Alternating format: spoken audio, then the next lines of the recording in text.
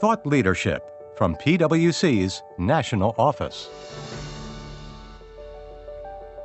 Hello, and welcome back to PwC's Accounting Podcast. I'm Heather Horn.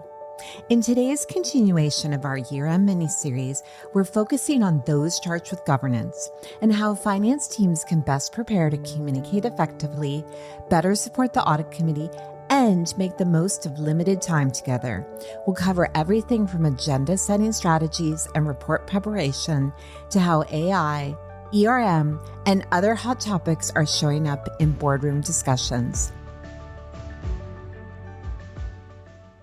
Joining for today's conversation is Stephen Parker, a partner in PwC's Governance Insights Center. Stephen works closely with audit committees and management teams to support them and brings a wealth of practical experience on what's working and where there's room to improve. And serving as a guest host for today's episode is Diana Stoltzfus, a partner in PwC's National Office, who brings her own perspectives from her years as an audit partner. With that, let's start the episode. Well, welcome, Stephen. Thanks so much for joining me today. It's great to have you on the podcast. So with this time of year, we're getting into the year-end reporting season. Many of our December 31 year-ends are beginning to report to their audit committees. So with so much going on, I know there's not a shortage of issues to cover. But maybe before we dive into some specific topics, what are some of the challenges you're seeing today in how management and the audit committee are engaging? Well, thanks, Diana, for having me. It's great to be back with you guys and talking about these important topics. And, you know, to answer your question, I don't know if it'll surprise your listeners, but I think one of the biggest kind of threads that comes through some of our discussions with all of these challenges, 2025 certainly was full of challenges, and we knew that it was going to be. Mm-hmm. But I think 2026 is set up to have some of the same complexity, some of the same volume, some of the same pace of change. And in times like this, what I hear from directors is that they are looking to build deeper relationships with management. And, you know, the reason is that I think with stronger relationships comes trust, comes candid dialogue, which you need to have, comes an understanding of an alignment on what should be in the reporting packages, the materials, how agendas should be set up. And so I guess I would offer that up as a start, because a lot of people may not think about that. It's maybe not so much the how do you tackle the topics, but how do you lay a foundation for being able to tackle the topics? Right. So that's where I'd start. Okay. And I think that's true with anything, is trust is such an important foundation of any relationship. And if you don't have that trust up front, that when you get into these challenging situations and difficult topics, it makes it even harder to deal with. Yeah, fair enough. Okay. So one of the things that you mentioned, which I think is a common question we hear a lot, is around the board agenda. And so in addition to these building trusting relationships, what are some of the ways that management can tackle this challenge of managing the board agenda? Yeah, there's a lot of little tactics. I often get this question from chairs, you know, hey, this is how what we're experiencing. Are others experiencing it? Yes, they are. And so what are they doing? You know, what's the one thing I can do? And unfortunately, there's just not a silver bullet to tackle that issue. And we've talked about several things, even on this podcast before. We've talked about some of those tactical things that management can do. And I'm really encouraged, because just before the break, probably a month or so, 6 weeks before, we really started getting a lot of inquiries from management teams, but also from audit committee chairs around management's reporting packages. You know, can you take a look at them? We're looking to try to be more succinct. We're trying to figure out how do we navigate all these things. Our agenda continues to get packed. And so, I mean, what I would offer up is some of the things that we talked to folks about then. We've talked about this before, but it's clear that while some have really tackled this, others need to. And even those that might have made some changes, a year and a half ago, it might be worth looking at again. And just some quick hits, I guess. One is in every section of your package, your reporting package to the audit committee or even the board, we recommend that you ought to have an executive summary. So 1 or 2 pages, I don't know, 4 to 6 significant topics that you want your directors to focus on. Whether this is information that they need to know, or it's things that they need to act on, or disclosures they need to pay attention to, or where you just want their perspective. Mm-hmm. We want your views on these topics. And then you can have, some supporting slides, pages after that.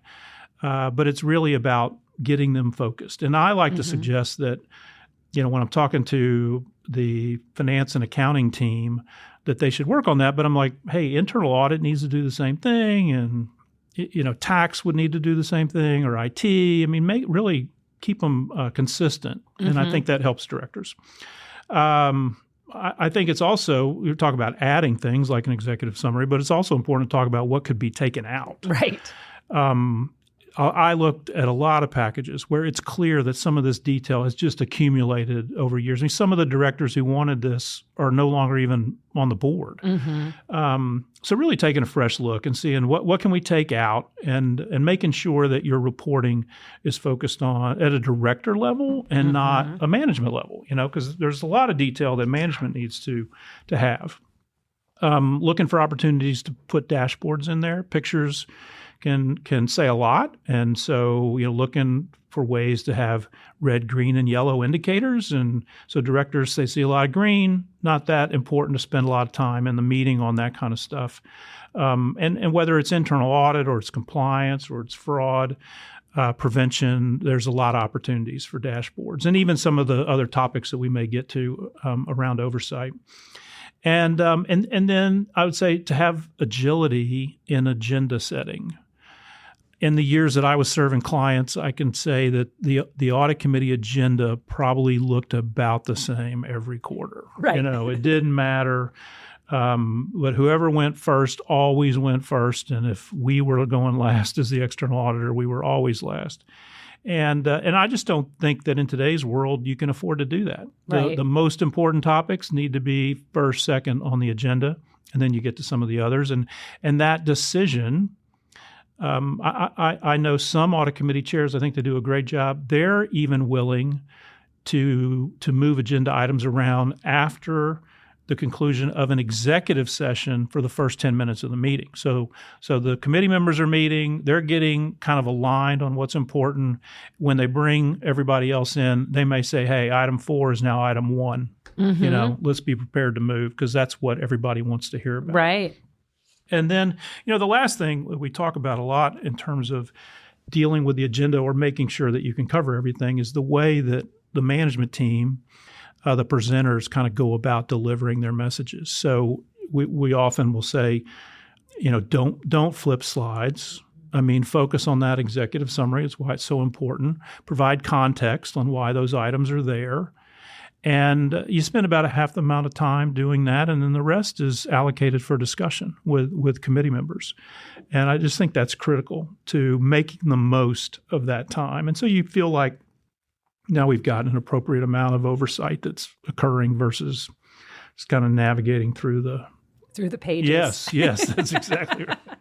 Yeah, I mean, I think it's such a great point. Like, there's such limited time that management teams and the audit committees have together, and so making it as efficient as possible. And I love your suggestion of having the questions too at the beginning of the sessions, like what questions they want for the committee members, so that the committee members have time to think about it and not just kind of absorbing that information or trying to respond in the spot, but can have, think about it before you get into the meeting. Right, in advance. And it comes back to we talk about, I'll go back to building those relationships, but really knowing your audience. So, if you've got 4 audit committee members, they're not all interested in the exact same things. And so by spending time with them, you understand what they're really focused on. Then again, your messaging can speak to what each of their concerns might be. Again, then you're hitting the nail on the head. It's very effective and efficient.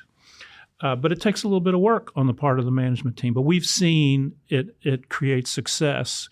And I know a lot of companies have already adopted some of this, but there's still a lot of improvement. And I think the last 6 weeks, before the break, does speak to, hey, folks are still seeing a need to get engaged in these kind of activities. Right. Okay. Well, maybe we'll dive into some specific topics now. I know there's a lot going on in the business environment and the regulatory environment. I know one thing too, we also recently had a PwC year-end audit committee webcast last month. So we can also encourage our listeners to check out the webcast if you want to hear more about any of these topics. And we'll include a link in the show notes to this. But Stephen, what are some of the areas that you've seen audit committees focused on as we head into this year-end season? Well, I may just recap some of those topics that we covered in that webcast, because we do try in that webcast to put on the table some of the things that we think audit committee members really need to be paying attention to and that management teams need to kind of get engaged with. And I don't think anything there will be a surprise to you, but as we talked about, so much change in macroeconomic factors, inflation rates, tariffs, interest rates, the whole geopolitical environment. I think getting an understanding of what's going on in the economy is really important. Even geopolitical. We focus primarily on the economy in our session, and so directors want to understand that. Now, but it's a step further, I guess. They want to understand how do the changes that are going on in the economy impact that particular company. Right. Remember, some of these directors are on 3 or 4 different companies. They may be in different sectors, different industries. And I think it's incumbent upon management to, 1, not necessarily assume that they're keeping up with all that, but 2, help them connect the dots in terms of what do these things mean for our company, for assumptions that we might be making in our our modeling and our forecasts, for our risk environment and the likelihood that some risk may create an issue for us to accomplish our strategy, and of course we do it once a year in terms of having an economist come talk, but we all know that once a year is not good enough. So I think if management can identify, now they may have an economist, but I think it's really important to kind of hear that third-party voice every once in a while. So I think management can try to think about, whether it's full board or audit committee in particular, how can we allocate some time to get an economic update? Right. And then follow that up with, what's the impact? What does that mean for us? As you might imagine, the whole regulatory environment is significant. A lot of audit committee members asking us about that. So we did focus on kind of what's changing at the SEC, at the PCAOB, covered a brief update on sustainability. There's an area that has a lot of challenges, and I think audit committee members are looking for management to guide them. How are management teams keeping up with the changes? How are they monitoring them? Some of them may be using artificial intelligence, large language models to keep track of stuff like that. So how do they stay on top of it, and what does it mean for the company? Again, it's not just informing them of what's happening, but what's the impact of the company? Of course, you can't have any session today without talking a little bit about AI. So that's often a topic that comes up for us, and a couple things on that. Where does oversight of AI sit? And we see it kind of slowly beginning to sit more often at the audit committee. How does the audit committee think about all those groups reporting in? And AI that they might be using, whether it's departments in the company or it's like even your external auditors. But then also, finally, how are directors beginning to use AI in their oversight responsibilities? So a lot of discussion around AI. And then I think one of the other topics we will get fairly often is, how are folks using internal audit? You see a trend today of moving away, not away from, but adding on advisory kinds of work to the audit plan versus just the check the box, go in and audit, are we complying or not complying with policies and rules? And I think that's very valuable.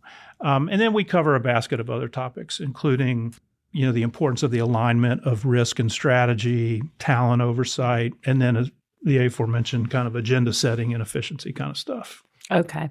Well, maybe following up on the artificial intelligence, that's a very popular topic these days that we're hearing a lot about. You talked a little bit about the audit committee having more oversight over responsibility for artificial intelligence. What are the kinds of things that management teams are reporting on? Well, quite a few things, I guess. And maybe I'll just set the stage a little bit. In October, late October of last year, we published our corporate directors survey. And in that survey, there was a question about, what do you want to hear more from management? And I will give you, we carved out just the audit committee members that responded, and 69% of the audit committee member responses said they wanted to hear more from management about AI risks and opportunities. So, that tells me that either they're not listening or our management teams need to be spending a little bit more time on kind of describing what that looks like or how they fit. And as I mentioned, we are seeing more allocation of AI risk oversight to audit committees. Now, for some companies, it'll often sit at the full board, which to me makes sense because I love how other folks, I didn't start this, but other smart people did, saying, AI is not an IT issue, it's a business issue. Right. It's part of strategy, and from it comes a lot of risk. And so the board is where oversight of strategy and risk primarily sits. But then, they have a full plate too, and so they allocate often to committees. And so when they do that, we're seeing more and more that oversight is getting allocated to the audit committee. When I think about what management teams are including in their reports, it's clearly describing what the risks are, whether it's model risk, bias, data risk, just general governance and privacy. But also the opportunities. So I think you've got, because there's both there, and you need to understand the opportunities as well as the risks. And then if you think about, we're at the audit committee, so it's also informing the members what is the impact of these new tools on our processes and our controls as it relates to disclosure and financial reporting. Right. And what would follow along with that is how does this impact our talent needs? Are we upskilling our people to be able to deal with these matters? Do we need to hire new skill sets? And how significant are those needs? Then even at the audit committee, I talked about how, for those companies where, let's just say, oversight sits at the full board, the audit committee still wrestles with that. Internal audit reporting into it should be using AI tools. External auditors are definitely using AI tools in different ways. There's good use cases for compliance departments to be using it, and even in the fraud prevention and detection. And so I think making sure, and what I'd encourage our audience as management team members or external auditors, is they make sure they're proactively delivering these messages to the audit committee. And again, it's not a one and done, like I need 30 minutes to do all this, but it can be throughout the year, be throughout the year. Things evolve. And then maybe the last thing around AI, I would say, because so currently we've been talking about just how different groups are using it. But then the other challenge that I think management teams need to be proactively thinking about is going back to that October 2025 study from directors. There were about 35% of them said they're already using AI tools in exercising their oversight in the boardroom, or in the audit committee. And that's great, but that comes with risk. Right. So how are they being careful to not take company own data and putting it out into a chat GPT? Right. And how are they getting comfortable that, that they can identify any bias in the feedback that comes back, the outputs that come back? And so I think there's an appetite for directors to be using it in the boardroom and exercising their oversight, but management teams need to be guiding them through that. And so I think it's, being very proactive in terms of giving them opportunity to utilize the tools, but utilize it in an environment that doesn't create more risk for the company. Right. That's really interesting. Are we seeing a change too in the expertise then at the board and at the audit committee level, given the focus on artificial intelligence? I'm sure there's definitely a little bit more technology expertise today than a year ago or even 2 years ago. Mm-hmm. I don't see, what I still see kind of a commitment to new directors should not be siloed in terms of their expertise. You want to have them. It's great that they might be strong in a particular area, but they've got to be balanced across the the areas of significant opportunity risk for the company. So, good general business experience. I would say if there is an area where more folks have probably been added with some cyber background, but then very senior IT execs or cyber execs who bring other competencies to the table. So it's not just a specific. But, exactly. Well, that makes sense. Okay. So in addition to AI, what are some of the other areas where you think management teams should be focused? Well, some of these may sound like, oh my gosh, he's just talking about what he talked about last year, but they're so important. And the first one, hands down, I think one of the biggest questions we get asked is around risk oversight. And two things about risk oversight. So one is, what are we seeing in going on in management's enterprise risk process? Because think about audit committees, and for financial services companies, maybe it sits at the risk committee, but clearly if you're non-financial services, oversight of management's ERM process likely sits at the audit committee. And while there's been some evolution there, some places have been great evolution. There's still, I don't have a percentage, but I can tell you there's a lot of companies that I interact with that still, that process might be owned by internal audit. They update the audit committee once a year. Those are behind the times. Especially, we talked about in our first part of our conversation too, how dynamic the current environment is, how quickly things are changing. And to your point, it doesn't seem like that pace of change is slowing down at all either. Exactly. And I think for whatever reason, some companies have just not maybe prioritized that as a process that they should be investing in. But I get a sense from audit committee members and directors that they're expecting more there. And the kinds of things that we see, what does more look like? So it's different people might be involved. You might have a chief risk officer. It might not just be, it's likely not just internal audit or not just one person, but really the culture of risk needs to permeate the entire organization. So we see, people changes, process changes. So timing of when updates happen, how they accumulate perspectives across the company. There's also technology. There's systems that you can acquire that help you with governance, risk, and compliance. Not just Excel spreadsheets, which are how a lot of folks still compile results. And then ultimately the reporting that management makes to the audit committee. So not just once a year, providing updates throughout the year. Maybe it's 2 times a year, one annual and then one more update.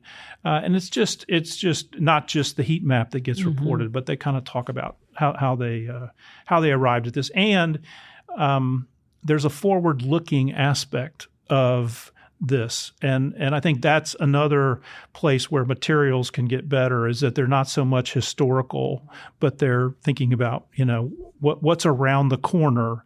And I think that's where really calling attention to audit committee members about what are the gray rhinos that you might have identified that could come charging at us should something happen. So at least it looks like you are, and it gives the impression to the audit committee that you're thinking about what might be coming next, and you're preparing for it. So outside of ERM, I would say that, two other areas that we're seeing a lot more discussion around and audit committee members coming to us saying, hey, how do we oversee this, is I'll put them together, transformation, so IT process transformation, and then M&A activity. Maybe companies had some M&A activity last year, but probably for the couple of years before that, hadn't seen much. Right. Oversight of M&A, oversight of transformation will typically fall to the audit committee. And so I think to our audience, I would say, hey, the kinds of things that they want to know about that I think management should be informing them about it is what is the impact to, again, our processes and controls in the area in the area of both of them. There's a talent aspect, certainly in transformation. There's a talent aspect. We need to hire new people? Are we going to need to let people go? Do we need to upskill people? What does that look like? Culture. Both of those have changes in culture, and culture is so important when you're thinking about oversight as a director. And then two final things. How are we measuring success with either one of those activities? Really, like, what are those key KPIs, and then what are they? Like, what are the results? What do they look like, and how do they compare with what we were looking for? And then I would say finally, I saw this much when I was serving clients, but that oversight of these things ended when you either went live or you closed the deal. Right. And that reporting about any of those issues that I described really needs to continue for, say, 12 months, maybe even 18 months, depending on the size of the activity. And again, it doesn't have to be an actual big discussion, but through dashboards and couple of comments and an executive summary, you can communicate those messages, and it keeps them in the loop about, how are these things going? So those are two big ones for sure. Yeah. I mean, I think change is hard with any organization, right? And those are areas of change. And to your point, if you've identified KPIs and then you can track those going forward, to your point, it's showing, are we effective in how we managed whatever this change activity is, and then you can see that prove out over time. Exactly. And I think management teams need to understand that directors are hearing that they need to be asking questions like that. And so you might as well just be prepared for it and giving them that information. In the cybersecurity area, I would tell you it's becoming more popular again. So a couple of years ago, cyber was the big ticket item. Probably the number one question we got was, hey, how do we oversee this crazy risk, this rapidly changing risk? And then directors started to get a handle on it. Management teams, I think, start to feel comfortable. At least I think that, because we were getting asked to talk about it less. And then all of a sudden you see AI, really come into play. And so now folks want to know about cyber again. And really a couple of reasons. One is because the increase in AI and use of large language models is creating, increase in cyber risk, because those tools create opportunities for threat actors. But then they're also great tools for the management team to be able to identify those things. So now directors really, their appetite for learning more about, okay, how does AI impacting our cyber risk exposure, our programs for it, who the new threat actors are, do we need another tabletop exercise? Is our protocol for communication right? Do we have the right? All those things are just really revisiting. And I think it's important for our management teams to kind of, if they haven't already gotten ahead of that with the audit committee or the board, they need to do that. We've talked a lot about just some of the uncertainties in business and making sure that management is explaining how do these really relate to our company. Some of them may not be an issue at all, but you really want to inform the audit committee about those things.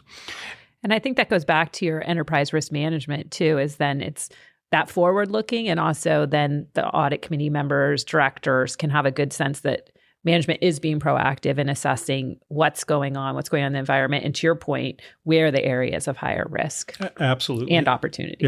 Yep. You nailed it. You should come over and work with me and our team. Maybe one other thing that is starting to get on our radar screen is just what are we hearing about, how companies may deal with the possibility that they can move away from quarterly reporting. And I've had a couple of chairs talk to me about that. I know some that are pretty proactive in conversations with management, but we had our corporate directors exchange in Florida in mid-January, and we polled 130 directors that were there, and while 60-ish% said they're going to stay with quarterly reporting, so clearly, I would assume from that they have talked about that. Mm-hmm. About 20% said they're going to move to semi-annual, but then there's still about 19% that said, yeah, we hadn't made a decision yet, and I think there's an opportunity there. I mean, there's going to be an opportunity. We're going to get an opportunity to make a decision, and the issue is, and I hope that these kind of discussions are happening. So it's not just whether we're going to go to semi-annual reporting or not, but it is, okay, if we did that, what does that mean about quarterly? So are we going to put out a quarterly press release? If we do that, what is the impact on controls and processes? Right. Like, is it going to be the same that it always was? Are we going to have our external auditor come in and still do some things? I mean, there's a lot of trailing kind of discussions and decisions that need to be made if you're going to decide to go that route. And of course, one question I would ask if I were an audit committee member is what are our peers doing in this regard? So I just think if again, about 20% said they hadn't made a decision yet, so maybe there are discussions going on, or maybe that's the companies where management needs to be getting in front of the audit committee and talking about those kinds of things. Yeah, and I think to your point, there's what are investor expectations, right? So what are peers doing? I think there's a lot of conversations that need to occur with stakeholders as well as part of that. Yes. Yeah, that's a great point, to understand what stakeholders would like to see. So the last thing I've got in terms of important topics, and I tell my team, this is always going to be on my list, and I think directors share this, so I think management teams need to be focused on, is just what's going on in the talent area. With all of the kind of change that we're talking about, do we have the right skill sets? And while talent is, I'll get some directors say, oh, well, that's, the comp committee deals with talent. And then you kind of dig in a little bit and you say, well, do you really think the comp committee is dealing with staffing of internal audit department, or who are the top finance and accounting people, and how are we making sure that we're keeping them? Do we have holes that we need to fill, or do we have competencies that we need to go get in important departments? And even for the audit committee, it's about getting with the external audit, making sure. I mean, that's part of your oversight of the quality of that team, is understanding. I mean, granted, you get to meet the partner and maybe a director every quarter or so, but I've had audit committee chairs tell me they really value asking to meet with some of the team members, and that's an important part of the quality assessment that they make in their oversight role. So, those are some of the other hot topics. I know it's a long laundry list, but we get them all the time. Well, that is a long list. So are there any other key areas that you would highlight for management teams as they think about how to support the audit committee and effective in their oversight? Yeah, I appreciate that. And I've wrestled with just even making these things part of the list. But I call this the basic blocking and tackling. And because we can often, because of the complexity and the shiny lights around some of those other topics that we've discussed, I think just dealing with things around, hey, what's going on in financial reporting? Right. What's going on in compliance? What's going on in fraud prevention and detection? Those are core oversight responsibilities of the audit committee. And I think that's where management really needs to look for ways to have. And some of these, maybe it's one time a year where you're spending 10 or 15 minutes, I don't know, but you're spending a little bit more time. But then every other meeting, then there's some sort of a status report, or some data that's put out there, whether it's how many, if it's the whistleblower hotline and just what are we doing in terms of identifying these things, where do they fall or rank? And again, without a whole lot of red stuff, you probably just can report it and move on down the road. But like I said, I think those are key. Maybe just in the financial reporting area for a second, there are some new disclosures that are being made, some to come in the next year or so, and just remembering that those likely have some impact on process. Once you begin utilizing some AI in some of your controls or whatever, that has an impact on process. And so those are things that management needs to be raising to the audit committee. Those will be changes. And I usually talk to directors about, in terms of oversight, you get up the learning curve, you understand foundationally what's going on, and then every year you want to know what's different, right? What's changed.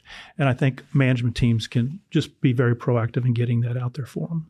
Yeah, I think that's super important. And as with everything, it's all intertwined too. And as you mentioned a little bit, I think we can see more changes coming from the regulatory environment, the accounting standard setter. So continuous change. So it's something you can't just talk about once and move on. Exactly.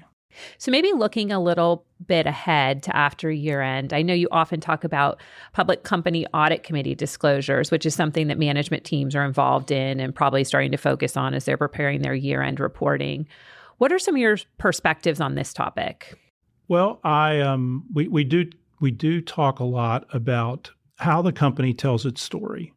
Proxy is one of those places where they get to kind of tell their own story, whether it's about who's on the board and the competencies that they bring and why they should be directors. Certainly a different kind of discussion about some of the success or failure of the company during the year. I would say risk oversight is still in there, how they think about the oversight of risk, where it sits between the board and the different committees. And if the proxy historically, and this goes back, maybe say before about 4 or 5 years ago, it was really just a compliance document. I remember talking with a lot of general counsels about possibly making some changes, and they're like, nope, we don't need to do that. We don't need to get out in front of anybody else on this stuff. We just need to comply. And then you had the voice of the stakeholder get very powerful. And so without some regulation even, companies started volunteering about telling more about their story, being more transparent. Right. And so when I talk with audit committee members or chairs or other directors, I usually say, you have a chance to write your story and not have somebody else tell it for you.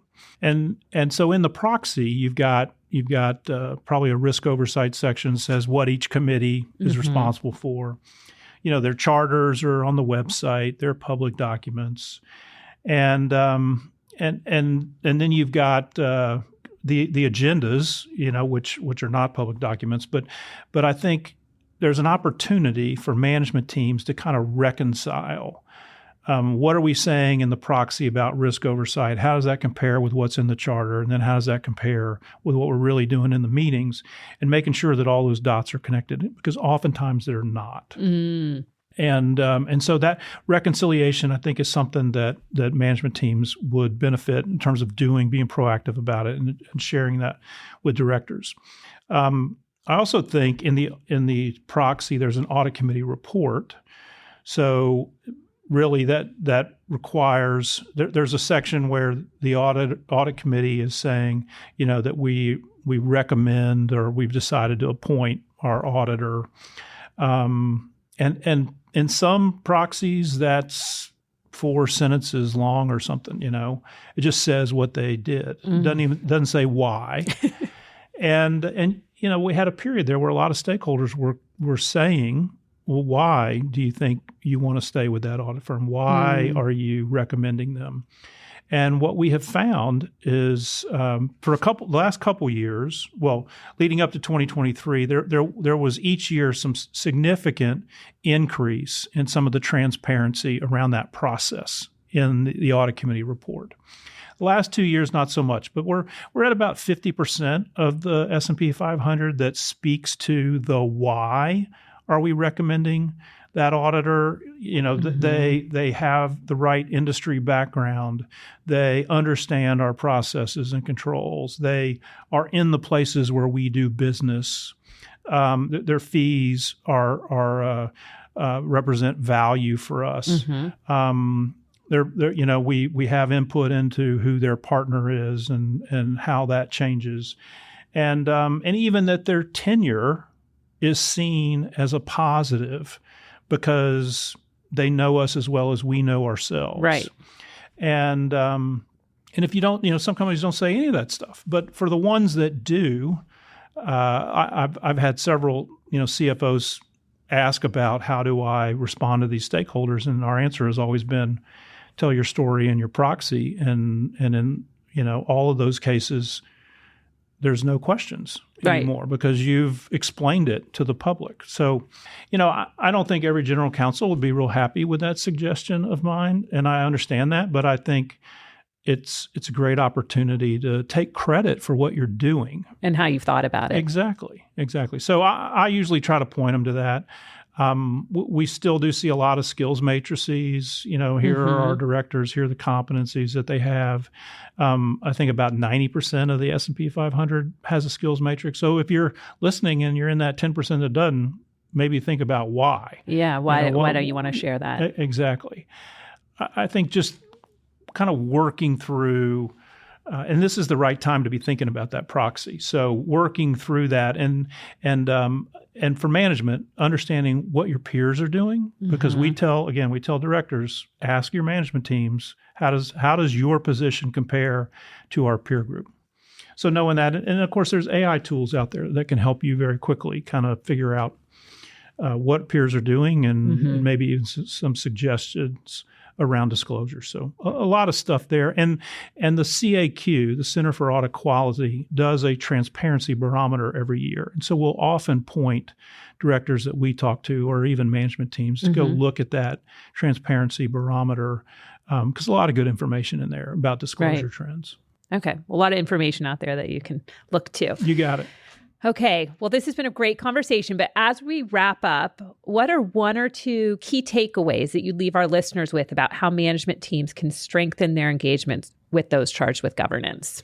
Well, I certainly wish that I had something, new and enlightening to share with you other than some of the crazy stuff we've talked about. But maybe I would just come back to where we started.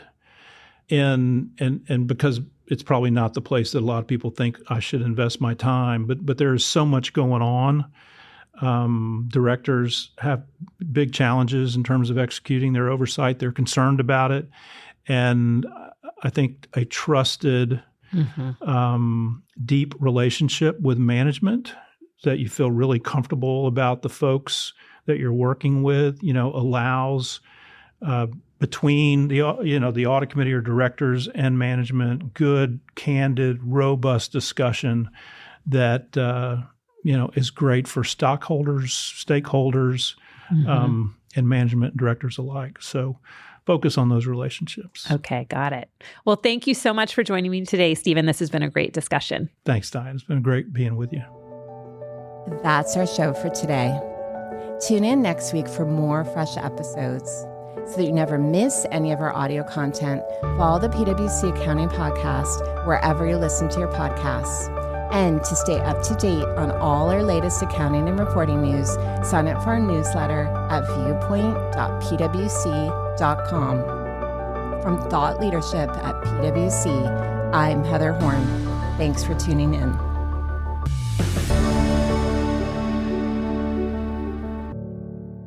This podcast is brought to you by PwC, all rights reserved. PwC refers to the U.S. member firm or one of its subsidiaries or affiliates, and they sometimes refer to the PwC network. Each member firm is a separate legal entity. please see www.pwc.com/structure for further details. This podcast is for general information purposes only and should not be used as a substitute for consultation with professional advisors, including accountants and lawyers.